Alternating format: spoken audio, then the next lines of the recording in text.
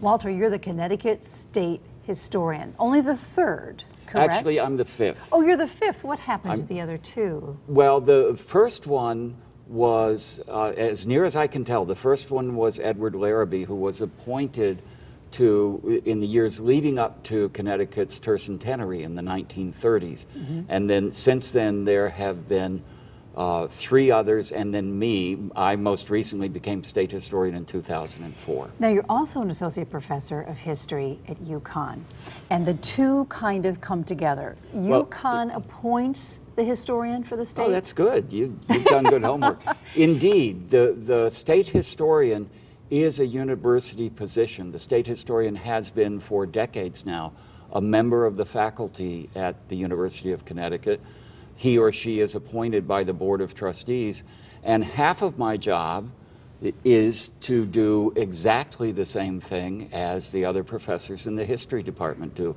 I research history, I teach history, I write it, and I wouldn't have it any other way. Now, you have an interesting past leading up to be the historian. Well, don't we all? Well, of course. But, and I suppose yours is colorful as well.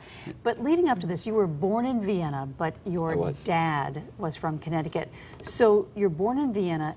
Take me through a timeline of how you got to this position, because it's really interesting. You were a jingle writer, among other things. So take me down the path, how you got to this position. Well, it's very interesting. I think because I was born in Europe, and both of my parents are Americans, and they were very proud expats. My dad was with the State Department, my mom was with my dad. But my early years I spent as an American abroad in the years after World War II, and I had my best times were when we would come back to America to my grandfather's house on Columbia Lake, which is in eastern Connecticut. It's the quintessential New England lake. So my concept of America, even as a small child, was this little lake in New England. And I had a love for New England and for Connecticut that I think was stronger because it's something I got to experience once in a while rather than all the time. Kind of. From the time I was a kid, this was always, it wasn't just the ancestral home, it was what America was. America was these three cottages on Columbia Lake. So we came back to the States when I was 10 or 12, and I went to the University of Florida as an English major, and when I graduated from there, back in the dawn of time, I got into advertising because I liked writing and had a really interesting and successful career in advertising that was punctuated by the fact that I was also a folk singer. And I wrote songs on the side. And you had a hit. I did. I wrote Which was? Well, I had a couple of hit country songs. One was called Marty Gray. The other one was called It Could Have Been Me. These were in the early 1970s. But I was probably the only English major who graduated and went right to Nashville as a country music singer. Which is awesome. So how did you not become this big hit in Nashville? Well, I loved country music, and to this day, I think every song I wrote should have been #1. So when you're driving down the highway, I hear country in your car? Would I hear country? You'll hear it once in a while now. You'd hear very eclectic stuff. I like all kinds of music. But from 1970 to 1972, you would have heard country stations and me saying, come on, play my songs, play my songs.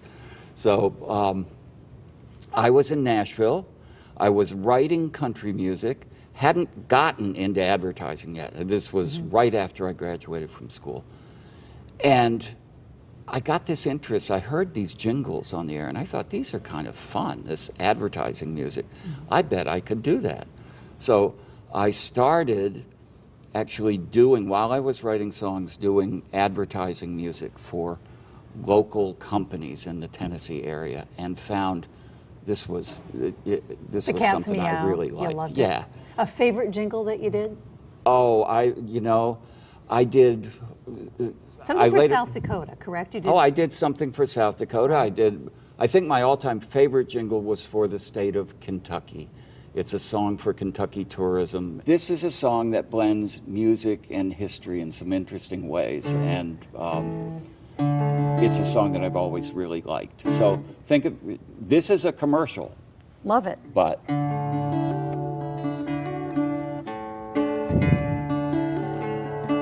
2, 3. Have you ever seen the sunrise burning off a mist, or a deer drinking water by a quiet stream? Ever seen blue skies, bluer than blue eyes, a mountain that's 1,000 shades of green? Have you ever daydreamed by the waterside, or laughed with someone till you nearly cried? Oh, Kentucky, oh, Kentucky, have you ever seen your little boy jumping for joy, 'cause he caught that fish like he always dreamed? Sat by the fire with your heart's desire, listen to your whole family sing. It's peace of mind like another time. You're gonna find that you wanna stay. Oh, Kentucky, oh, Kentucky, you'll come to love it in oh so many ways. Here's another verse. Shall I keep going? Go for it. Have you ever stood alone on a mountaintop and felt time stop and it was clear? Just for a minute when you looked down, didn't you feel like a pioneer? Have you stood in the darkness of a cave and wondered at the marvels nature made? Oh, Kentucky, oh, Kentucky, there's a cabin in the woods, it's made of logs, simple a place as you'll ever see, where a boy named Abe read by candlelight and dreamed a dream of liberty. It's a wonderful story that isn't done, like a beautiful colt that's learning to run. There's something about Kentucky you'll remember all your days. Oh, Kentucky, oh, Kentucky, you'll come to love it in oh so many ways. Why didn't Kentucky adopt that? Well, they did for a while, and then the moving finger writes and moves on. And if I can impose upon you just a little bit further, have you thought about what you would write for Connecticut? Well, I've written about Connecticut, but not...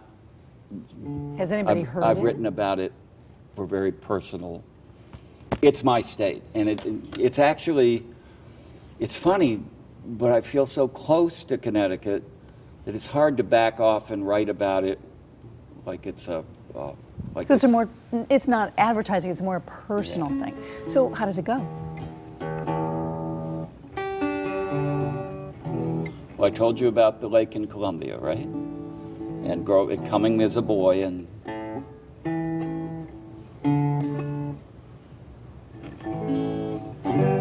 there's a place in New England, not far from the ocean, at the foot of the mountains, beside a small lake, with 3 wooden houses and an old water pump that shows life is the people and the good times they make. It was my grandfather's house, the joy of my childhood, and his father's home before him. It was there I would laugh, jumping into the water, and there he would play on that old violin. My father and mother were lovers then, and I was a sign of their joy. Sometimes I think I'd give it all back to go back to when I was my grandfather's grandest boy. Sure you want to hear the rest of this? Go, please. With one old log cabin he'd rent to the tourists who'd come in from New York in the summertime. and a second old shingle reserved for Judge Harvey. I always thought he was a good friend of mine, and I thought the gold in the rocks was real treasure as it shimmered and shined in that icy cold lake. And that old wooden rowboat that took on the water was a real Spanish galleon in the raids we would make. My father and mother were lovers then, and I was a sign of their joy.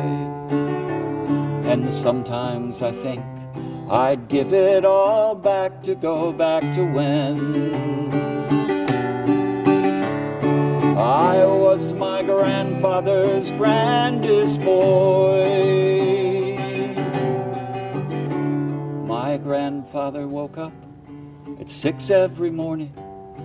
He made his own coffee and he sat down to drink in the chair by the sofa that folded into my bed. He'd tug at my pillow, he'd give me a wink. Then while the others lay sleeping, he made toast and I drank from his cup.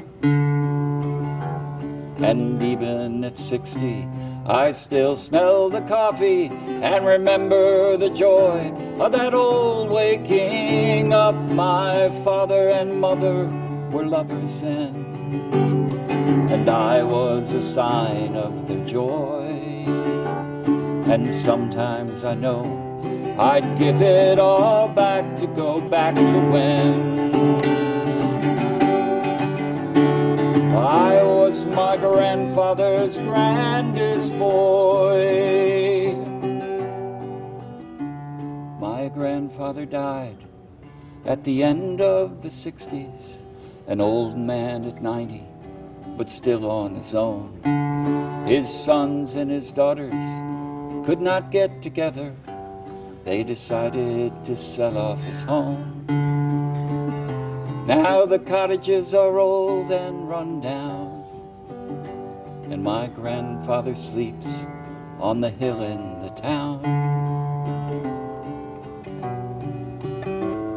Sometimes I wonder if he ever knew that if he loved that old place, I loved it too. My father and my mother were lovers then. Now I'm all that's left of their joy.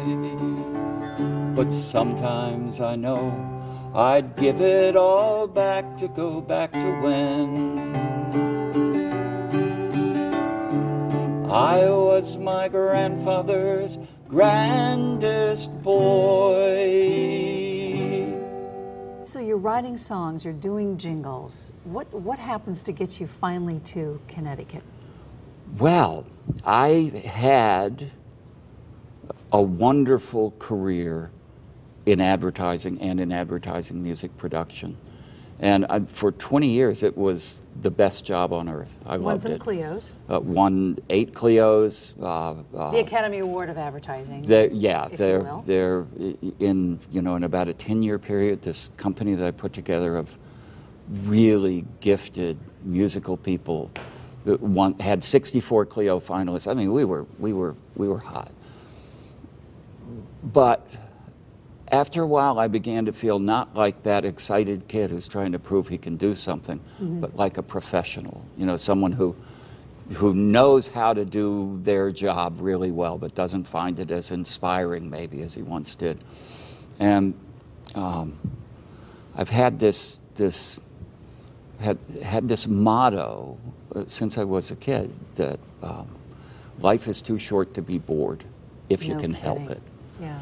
So when doing advertising music stopped being as fun as it was, I thought it was time to find something else. And I had always loved history. I think that goes back to those days on Columbia Lake. And I had, in fact, when I was a creative director in an ad agency, which was a parallel career with the music business, I'd go out and I would either try to find historical accounts like Colonial Williamsburg that I could do advertising for, or I would try to sell, you know, normal accounts, historic campaigns.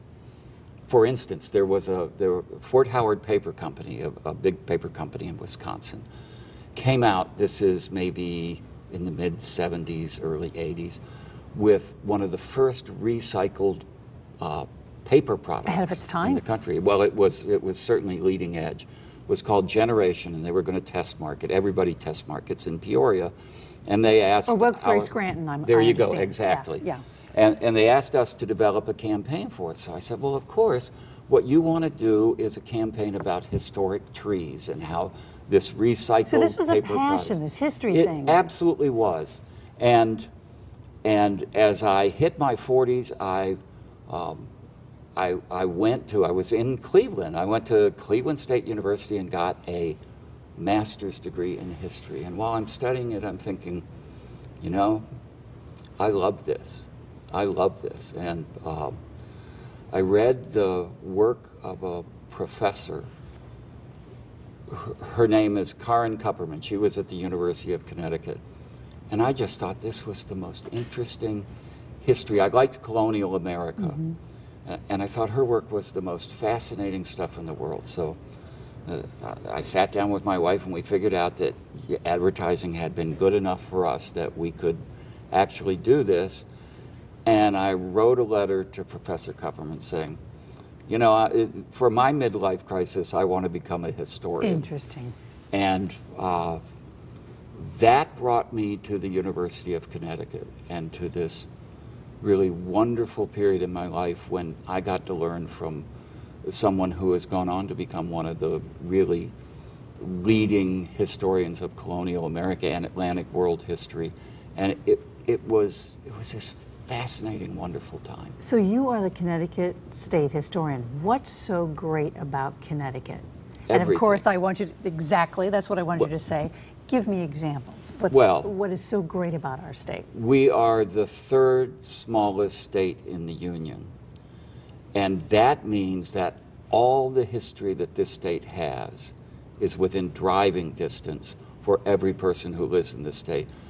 That may not sound like much, but consider if you lived in Texas, how far you'd have to go. I was born there, I know. There you go. Well, I mean, Texas has great history, but if you want to experience it all, you're going to plan summer vacations just around driving place to place. So give me some gems that people don't know about the state of Connecticut, since you live it, eat it, breathe it. Okay, one of the things, look at any license plate on any Connecticut car and you'll see Constitution State.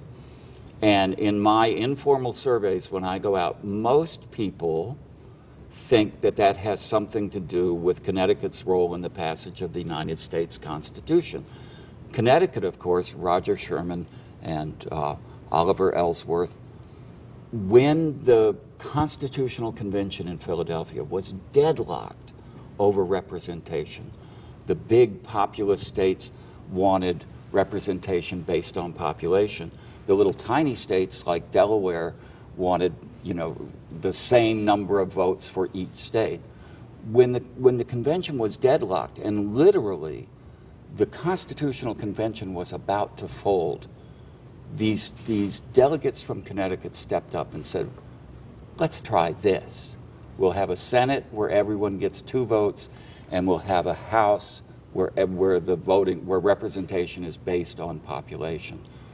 That compromise literally saved the Constitutional Convention and may, given the sorry state the country was in, have saved the country, saved the future of the country. So we're trendsetters.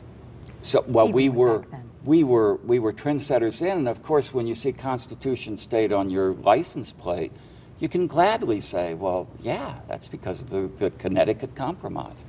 But in fact, we are the Constitution State because of something that happened 150 years before the Constitution.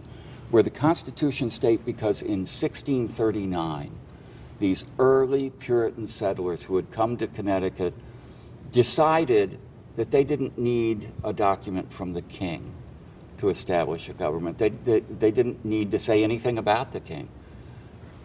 Thomas Hooker, who was the founding minister of Hartford, preached a sermon in which he said, the foundation of government is the free consent of the people. These lawmakers got together and said, that makes sense to us. So they created a document called the Fundamental Orders that was the first written constitution in the world. Never mentioned the king whatsoever, and formed a government. That really bold step for the time is the reason we're the Constitution state. And it's also the reason we are such a fiercely independent state. And I think to this day we're still, absolutely, you know. Give me some more modern day gems that people don't know about. When you talk about the history of Connecticut, and people talk about Connecticut as, well, you just, you know, drive from New York to Boston. You don't Sure. get out of your car and stop in Connecticut. But there's so much richness here. Well, there's one story that we're in New Haven, and of course one of the Connecticutans who every time I come to New Haven I think about is Hiram Bingham III. Mm-hmm. Hiram Bingham III was a Yale professor. He became a Yale professor, but that's not what he started out to be. He was the son and the grandson of missionaries to Hawaii. And they wanted their boy, Hiram III, to follow in their footsteps and become a missionary to China. Hiram trumped them a little bit. He married a Tiffany heiress. And in his new situation, he didn't have to worry so much about missionary work.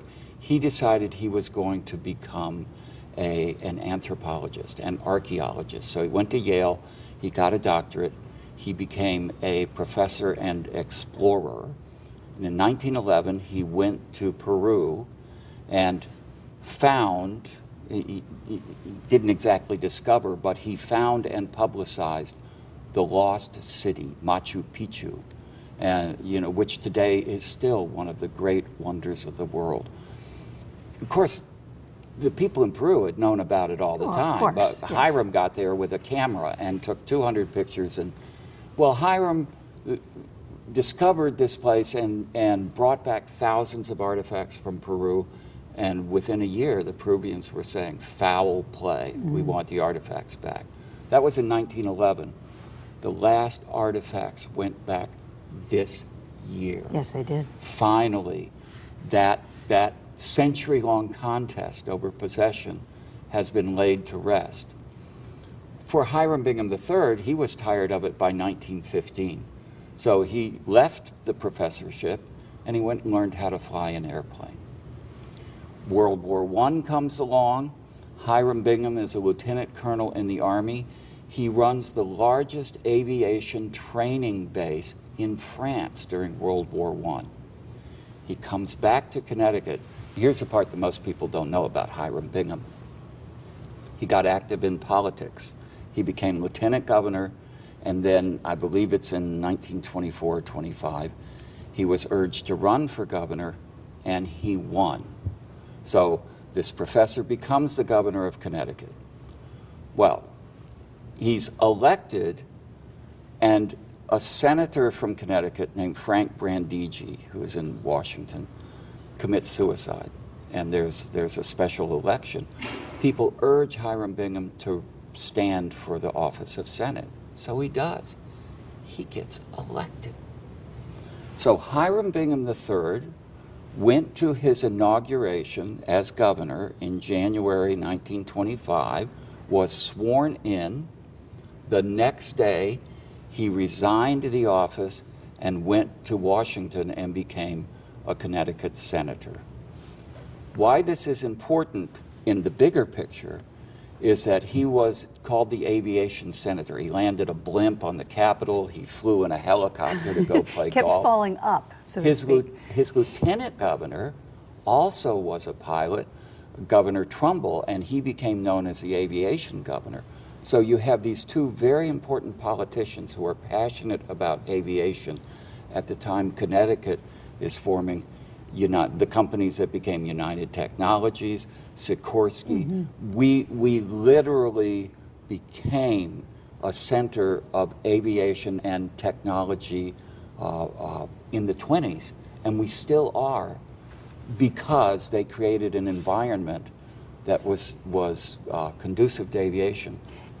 As we continue to write history and you look toward the future, what are we going to be known for, do you think, in 50 years as we continue on to be a very independent state, as a state that has so much richness to it?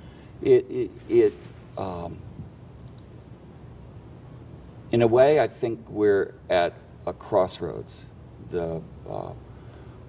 We face a situation in Connecticut that we have faced before. We faced it in the early 1800s. So many of Connecticut's young people are leaving this state because they can't afford to live here. They can't find the jobs. I mean, it's a national problem, but it was a Connecticut problem before then. It's hard for a young person to sink roots here because we don't have the kind of growth that will do that. Now, the current administration and the universities around the state are banking. They've rolled the dice on biotechnology with the Jackson Labs investment up in Hartford, many investments around the state. And I think there's a real hope that over the next 20 or 30 years, we are going to become a world leader in the biomedical field. And we'll be known for that. And I so hope that this is the right thing, that like Samuel Colt and Eli Whitney made us the precision tool center in the 19th century, we can do it again in the 21st century. If that happens, our kids and grandkids will grow up here. We'll be that great leading state that we've always been. And if it doesn't, we're going to have to find something else. Walter, I got to have you back because you have so many stories, and I know that you're continuing to talk about them all over the state. So would you come back at some point? I'd love to. Walter, thanks so much for being with me tonight. Thank you. It's been fun. Thanks.